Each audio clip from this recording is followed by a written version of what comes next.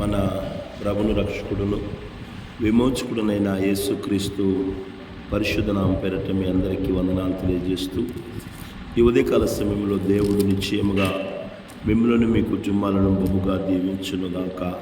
ఆమేన్. విశేషమైన తన కృపచేత దేవుడు నింపి మిమ్మల్ని నడిపించునుగాక. దేవుడే యెహోవా మేలు చేయుటకై ఎల్లప్పుడూ మీతో కూడా ఉండునుగాక. ఆమేన్. దేవుని ప్రజలారా, ఈ ఉదయకాల సమయంలో చదవబడిన భాగంలో నుంచి కొద్ది మాటలను మనం ధ్యానం చేసుకుందాం. అనేక దినాల నుంచి దేవుడు ఈ వాక్య భాగంలో నుంచి మనతో మాట్లాడుతూ వస్తూ ఉన్నాడు. దేవుని ప్రజలారా, మరి ఆమోసు దేవుని పరిచర్య చేస్తున్న కాలంలో మరి దేవుని పరిచర్యను అడ్డుపడిన అమధ్య జీవితంలో మరి దేవుడు ఏం చేయబోతున్నాడనేది దేవుని యొక్క తీర్పు గురించి ఆమోసు అమధ్యకి ప్రకటన చేస్తున్నట్లు, ఇశ్రాయేలు ప్రజలకు ప్రకటన చేస్తున్నట్లు మనం చూస్తూ ఉన్నాం.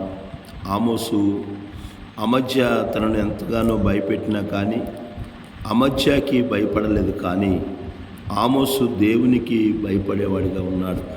దేవుని ప్రజలారా, దేవుని బిడ్డలుగా మనము దేవుని యొక్క భయాన్ని మనం కలిగి ఉండాలనే విషయాన్ని ఈ ఉదయకాల సమయంలో మనం గమనించవలసిన వారమైనాం.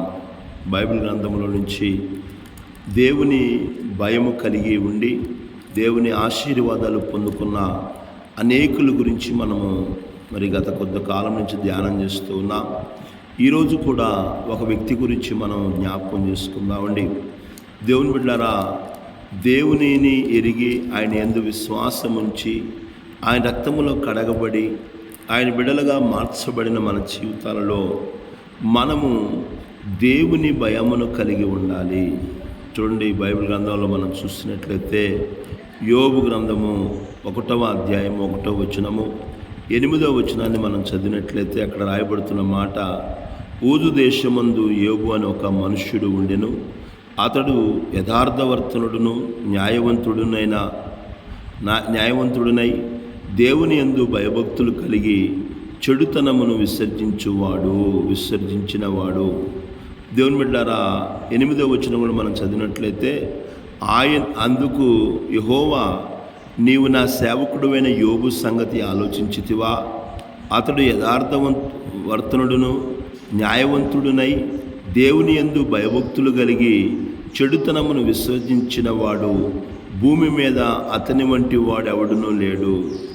దేవుని బిడ్డ గమనించండి, ఈ యోబు గ్రంథంలో మనం చూసినట్లయితే మరి మొదటి వచనంలో యోబు గురించి రాయబడతా ఉంది. 8వ వచనంలో దేవుడు యోబు గురించి సాక్ష్యం ఇస్తూ ఉన్నాడు. దేవుని బిడ్డలారా గమనించండి, ఈ ఉదయకాల సమయంలో యోబులో ఎన్నో మంచి గుణాలు ఉన్నాయి. యోబు జీవితంలో మనకు కనిపించే మరి గుణాలు, మంచి గుణాలు గమనించినట్లయితే యోబు దేవుని భయం కలిగిన వాడు, యోబు నీతిగా జీవించినవాడు, యోబు నిజాయితీపరుడు, యోబు పరిశుద్ధత కలిగినవాడు, యోబు కుటుంబ బాధ్యతను కలిగినవాడు, యోబు ప్రార్థనా జీవితం కలిగినవాడు. ఇవన్నీ కూడా యోబులో కనిపించే మంచి గుణాలనే విషయాన్ని మనం గుర్తుంచుకోవాలి. దేవుని బిడ్డలారా, యోబు దేవుని భయము కలిగిన వాడు.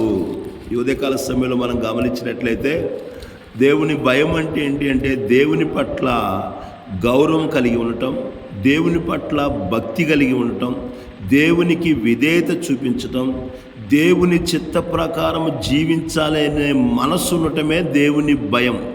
దేవుని భయం అంటే ఏంటి? దేవుని చిత్త ప్రకారం జీవించడమే దేవుని భయం అనే విషయాన్ని మనం గుర్తుంచుకోవాలి. ఈ ఉదయకాల సమయంలో మనకి ఇవి ఉన్నాయో లేవో ఒకసారి మనల్ని మనం పరిశీలన చేసుకోవాలి. దేవుని చిత్త ప్రకారం నడుచుకుంటున్నామా? దేవుని మాటకు విధేయత చూపిస్తున్నామా? దేవుని పట్ల గౌరవం ఉంటుందా? దేవుని పట్ల భక్తి కలిగి జీవిస్తున్నామా? దేవుని బిడ్డలారా, దేవుని భయము యోబు కలిగి ఉన్నాడు. యోబు ఏమీ చిన్న శతక మనిషి కాదండి. ఆయనకి ఏమీ లేని వలన అట్లా దేవుడంటే భయం కలిగి ఉన్నాడనటానికి వీల్లేదు. యోబు గురించి దేవుడు సాక్ష్యం చెబుతున్నప్పుడు భూమి మీద అతని వంటి వాడు ఒకడును కూడా లేడని చెప్పి సాక్ష్యం ఇస్తా ఉన్నాడు. అంతటి గొప్పవాడు యోబు. దేవుని బిడ్డలారా, యోబుకి విస్తారమైన ఆస్తి ఉంది, విస్తారమైన సంపద ఉంది యోబుకి, విస్తారమైన పనివాళ్ళు ఉన్నారు యోబుకి. యోబు గొప్ప ధనికుడు, యోబు గొప్ప స్థితిమంతుడు, యోబు గొప్పవాడండి. అతని దగ్గర అనేక మంది పనివారు ఉన్నారని చెప్పి బైబిల్ చెప్తుంది. యోబు యొక్క ఆస్తిని గురించి మనం చూసినట్లయితే అతనికి 7,000 గొర్రెలను, 3,000 ఒంటెలను, 500 జతల ఎడ్లను, 500 జతల ఆడుగాడిదలను కలిగి బహుమంది పనివారును అతనికి ఆస్తిగా ఉండెను. గనుక తూర్పు దిక్కు జనులందరిలో అతడే గొప్పవాడుగా ఉండెను. దేవుని బిడ్డలారా, గమనించండి, తూర్పు దిక్కున ఉన్న ప్రజలందరిలో కూడా యోబు గొప్ప ఆస్తిపరుడుగా, యోబు గొప్ప స్థితిమంతుడుగా ఉన్నాడు. ఇంతటి ఆస్తి కలిగినా కానీ నీతి కలిగిన వాడుగా, న్యాయవంతుడుగా, యథార్థత కలిగిన వాడుగా యోబు జీవించాడు. యోబును మనం గమనించినట్లయితే నిర్దోషిగా జీవించాడు. ఎటువంటి నిందారహితమైన జీవితాన్ని నీతిగా జీవించిన వ్యక్తిగా యోబునట్లు మనం చూస్తూ ఉన్నాం. యోబు జీవితంలో యథార్థవంతుడుగా ఉండెను. యథార్థత అంటే బయటికి లోపలికి ఒకే రకంగా ఉండటం, లోపల ఒకటి పెట్టుకొని బయట ఒకటి కలిగి ఉండటం కాదండి. లోపల ఏదుందో బయట అదే మాట్లాడటం. కొంతమంది లోపల ఒకటి ఉంటుంది, బయట ఒక రకంగా మాట్లాడతారు. లోపల మనసులో ఒకటి ఉంటుంది, నోటితో వచ్చే మాటలు ఒక రకంగా ఉంటాయి. కానీ యోబు అలాంటి వ్యక్తి కాదు. యోబు యథార్థత కలిగిన వాడు, లోపల బయట ఒకే మాట కలిగిన వాడిగా యోబునట్లు మనం చూస్తూ ఉన్నాం. యోబు దేవుడంటే భయభక్తులు కలిగిన వాడు. యోదయకాల సమయంలో గమనించిన దేవుని బిడ్డారా, దేవుడు యోబు జీవితంలో దేవుడంటే భయము భక్తి కలిగిన జీవితాన్ని కలిగి ఉన్నాడు. చెడును విసర్జించిన వాడుగా ఉన్నాడు. తన పిల్లల కొరకు ప్రార్థించి బలులు అర్పించిండండి యోబు. తన పిల్లల కోసము ప్రార్థించేవాడు. ఉదయాన్నే లేచి, వేకువనే లేచి, సూర్యోదయం లేచి తన పిల్లల కోసము ప్రార్థన చేసి బలులు అర్పించేవాడిగా యోబు ఉన్నాడండి. ఉదయకాల సమయంలో దేవుడు యోబుకు 10 మంది పిల్లలను ఇచ్చాడు. 3 ఆడపిల్లలు, 7 మగపిల్లలను దేవుడిచ్చాడు. ఈ పిల్లల కోసము ఉదయాన్నే లేచి వాళ్ళ కోసము ప్రార్థించి బలులు అర్పించేవాడు. దేవుని బిడ్డలారా, ఈ ఉదయకాల సమయంలో దేవుడు ఈరోజు మనకి ఒకరిని, 2, 3 ఇస్తుంటేనే వాళ్ళ కోసం ప్రార్థన చేయలేని స్థితిలో ఈనాడు తల్లిదండ్రులు ఉంటున్నారు. కానీ యోబు అలా కాదండి. యోబు ఎలా ఉన్నాడంటే 10 మంది పిల్లలు ఉన్నా కానీ 10 మంది పిల్లల కోసం ఉదయాన్నే లేచి వారి కోసం ప్రార్థన చేసి బలులు అర్పించేవాడిగా యోబు ఉన్నట్లు మనం చూస్తూ ఉన్నాం. దేవుని బిడ్డలారా, గమనించండి ఉదయకాల సమయంలో.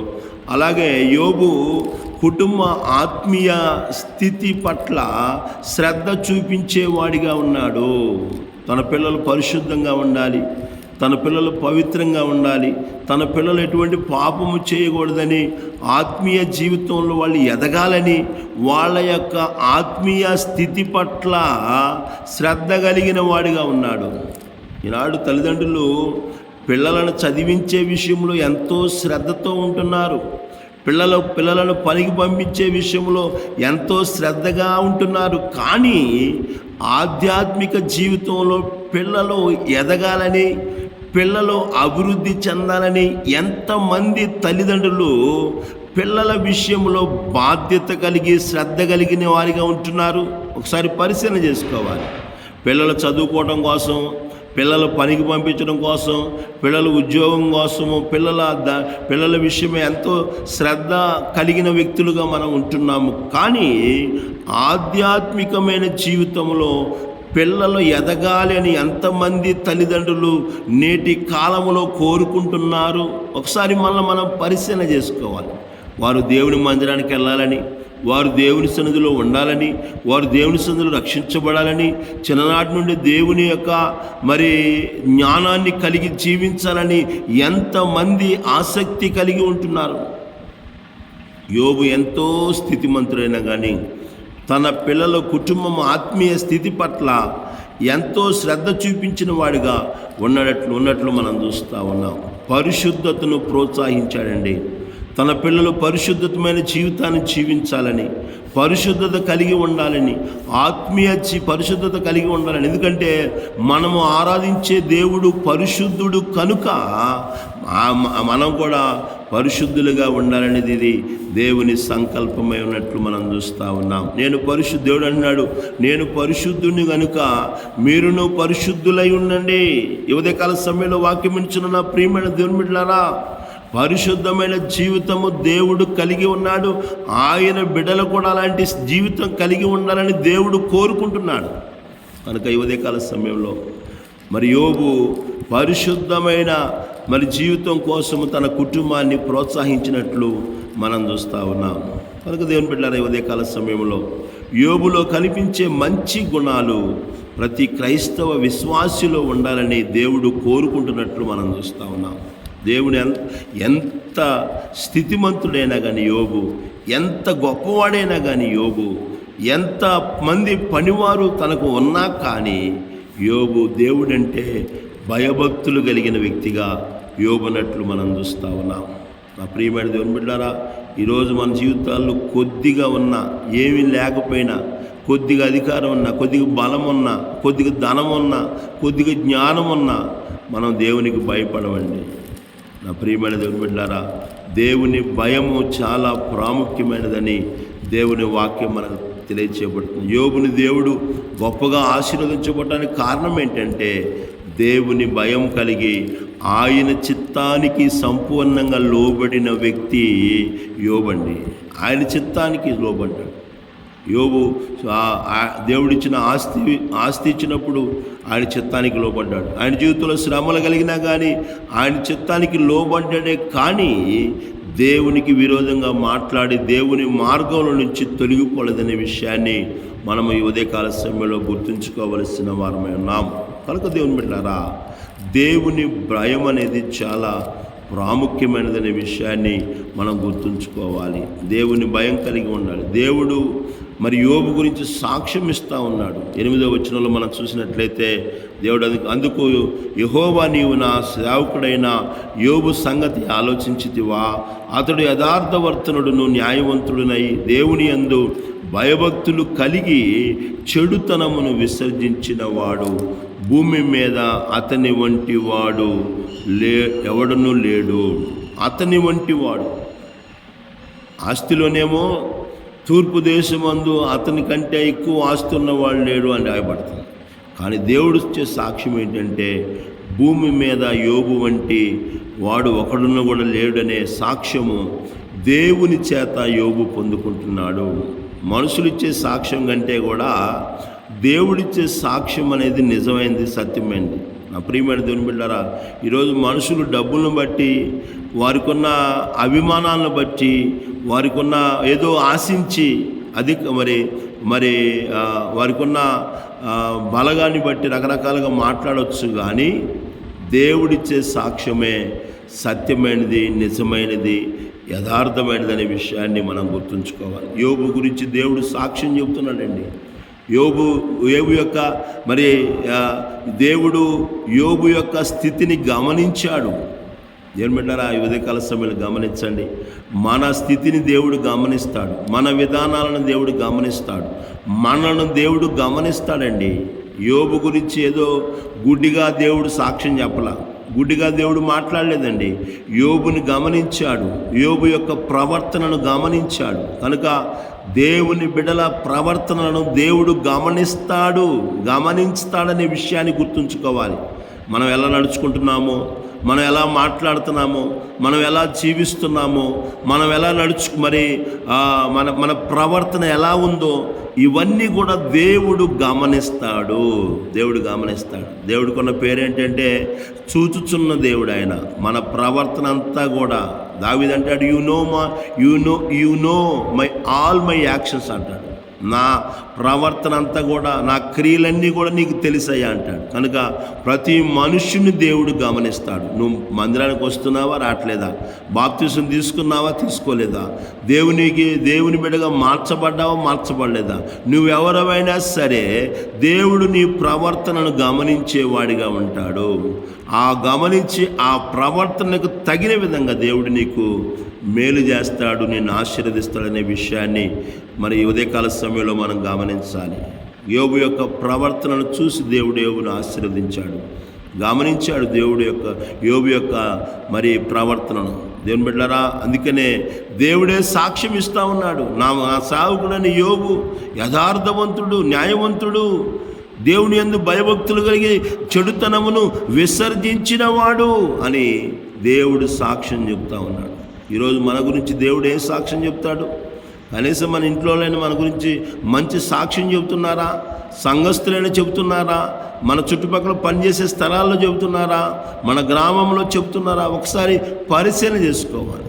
దేవుడు సాక్ష్యం చెబుతా ఉన్నాడు. కనుక నా ప్రియమైన దేవుని బిడ్డారా, మరి ఉదయకాల సమయంలో మరి యోబులాగా మనము దేవుని యందు భయభక్తులుగా నడుచుకున్నప్పుడు నిశ్చయంగా దేవుడు యోబును ఆశీర్వదించిన విధంగా మనల్ని కూడా ఆశీర్వదిస్తాడు. అటువంటి కృపను, ధన్యతను ప్రభు ప్రతి బిడ్డకు దయచేయనుగాక. దేవుడి కొద్ది మాటలు మనందరి వినికిల్లో దీవించి ఆశీర్వదించునుగాక. ఆమేన్, ఆమేన్.